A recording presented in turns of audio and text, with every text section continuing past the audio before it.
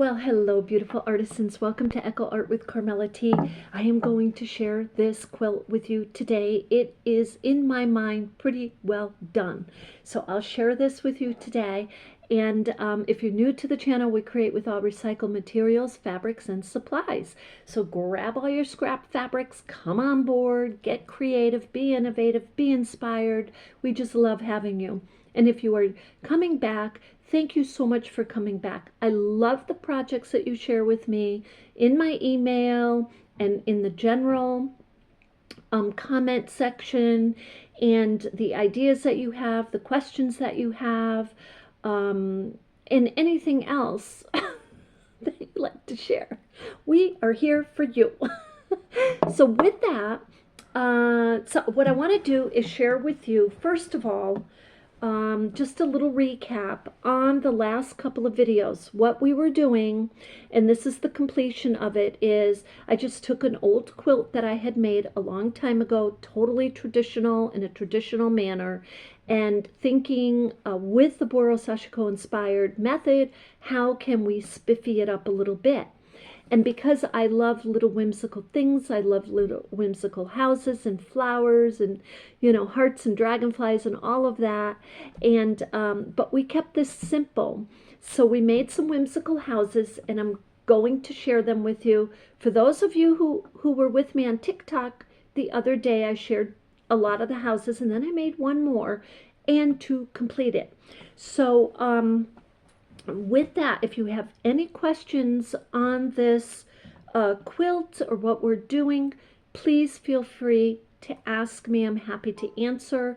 And or you can look at the last two videos, also two most recent videos, and I share with you one of my wall pieces of a house that's much more detailed. You know, it's got beads in it, it has overstitching, it has different stitches, like French knot, blanket stitch, the little check marks, crosses, all of it is in that wall piece, and flowers and a house, and it's got a little texture, and it is painted with acrylics.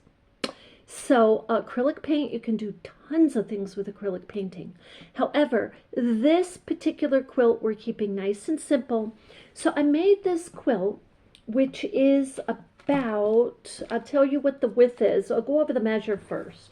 So the measure is, I'll put this down. I want to say it's 20 something. And the width is, yeah, it's about 24. And then it's like, I think it's about 42, something like that. So it's 24 width. And you can make your blocks and do your quilt any way you want. So it's like it's like 40. It's almost it's like 43. So make it a little larger if you want around this type of size. And so for those quilters who are out there, you're probably very good with your measures, and you're measuring your blocks accordingly.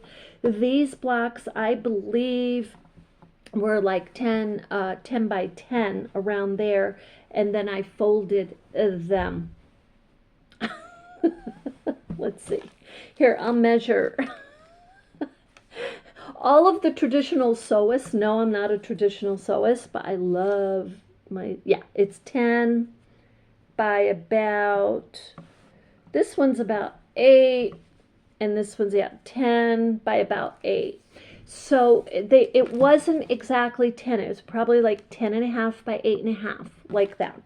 So anyway, with that, you pick the measures that you want, the block sizes that you want, and I have an idea to share with you at the end of this. And it's an idea for another project we're going to do together. But first, I'll share the houses with those.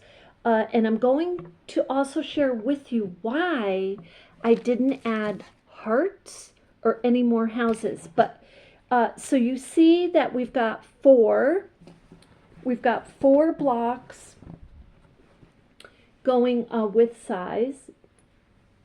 Okay, and these are the houses on this side. There's a whimsical house, and there's another one. I love, love, love. This is my favorite. And the reason it's my favorite is because metaphorically, life is not perfect. People are not perfect. But look, sometimes out of chaos or sometimes out of imperfection, look, you get beauty. You get something adorable. So, and a lot of you know that I will say to you, whether you're crocheting or whether you're doing a Boro inspired sashiko piece, you're working with scrap fabrics, I say to you, do you have to be an expert? No, absolutely not. No. If you want to sew, if you want to stitch, if you want to crochet, you do so, practice it, get going on it, do your own style. Once you get your little basic stitches, you can create whatever it is that you are wanting to create. So check this out. This is the last little house I did. This is an end house. And we're going to come back to this house in a moment. I just love this little, look how simple it is, but how it pops. And we're going to talk about that. So this is on the other side. Now you're going to notice I did not put any houses in the middle, and I'll explain why in a moment. But on this side, we've got another buffalo plaid, a nice light blue, and I just kind of left the sashiko stitching there, the over sashiko stitching. That just means a lot of stitching. But the whole idea of this piece was to keep stitches to a minimal. And the reason is that the houses, if you look at the houses, they're very humble. And you see this, like, see this one with its little rounded roof and a piece of scrap purple and then orange, and the whole thing pops, but you don't see it overlaid with the sashiko stitching. The stitching is minimal on the sides, on the edges. And the reason I did that is I wanted the fabrics to come out. I wanted the fabric itself to show. Why did I want it to show? Because when, I'm going to stand up and show you this. When you take these, a fabric like this, a piece like this, you see, with all of these blocks, this piece, just take a look at the center blocks just by themselves for a moment. You see, those are the center blocks. Now look at those center blocks now with the designs right beneath them. They exude their beauty. It comes out. It just pops. The whole thing takes on a whole different vibe. There's a whole different vibe. Like this yellow down here on the green. You see the yellow? That yellow is actually bringing this out and this out. Now, I'm trying to see if I can explain this because this is what I see. On this side of this quilt, you see the three blue squares. Okay, those three blue blocks, those blocks, these pop in such a different way now with the designs on the square that's next to it. It just, you can see them just pop. Okay, you see the design. Now look on this side, it's the same thing. You see the red pop. I love it. I can't even explain. Okay. Now, because of that, I decided not to put hearts on the corner squares because these blocks deserve to be showcased. And that is what's happening. The design of this little lap quilt is just all of a sudden, look, I'm going to go like this. It's all of a sudden popping. It just is. And it's because of the houses. So now, okay, so I wanted to share that with you. Now, take a look at this. I'm going to fold this so I can hold it. So take a look at this. If this is, let's say this block, let's say we just made it like 10.5 by 10.5. Let's say we just made it a small block. And we wanted to make that block a wall piece. Either a wall piece or a little table centerpiece or whatever you wanted it to be. What a wonderful, look, just what a wonderful way to use your scrap fabric in I don't want to say, okay, but I am going to say it, in an easier way than having to do the entire quilt. Just saying. I mean, yes, you could do block after block after block.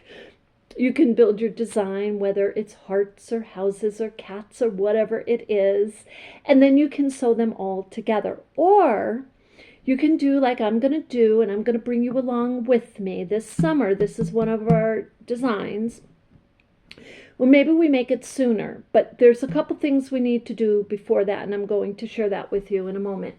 But so you can take a block like that, okay, and take your scrap fabrics and build, whether it's an abstract design, Boro Sashiko stitching, stacking, stitching, whatever you're doing, you do your visible stitching onto your base, and then come in and add the second layer, whether it be batting or whether it be a cotton sheet or whatever it is, and then your third layer, whether it's back to back or it's back to front or whatever it is.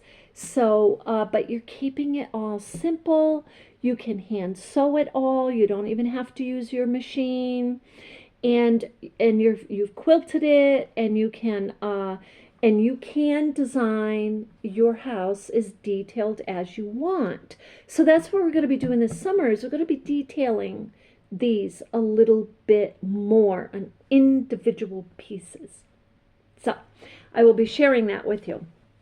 Now, the other thing we're going to do is our next project. What I plan is to start doing some smaller Boro Sashiko projects, but I do want to make a hat for a friend, and I'm going to bring you along with me. But before we even start that project, and I know some of you just love the Boro Sashiko hats, but before we even start that, we're going to go up to the Artists Guild, and in the next day or so, I'll be bringing you with me. I'll put the video out when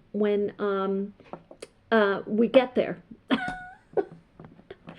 And we'll go up and see what's going on, and we'll pan around and take a look at the newer artwork up there, and we'll have a really lovely day.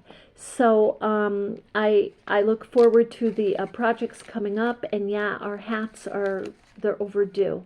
But we've had a lot of really good things going on, and all of those will be shared in good time. So with that, I hope you have an absolutely beautiful day. I hope you loved the little whimsical house project, and we'll see you soon. And I wish you love and light.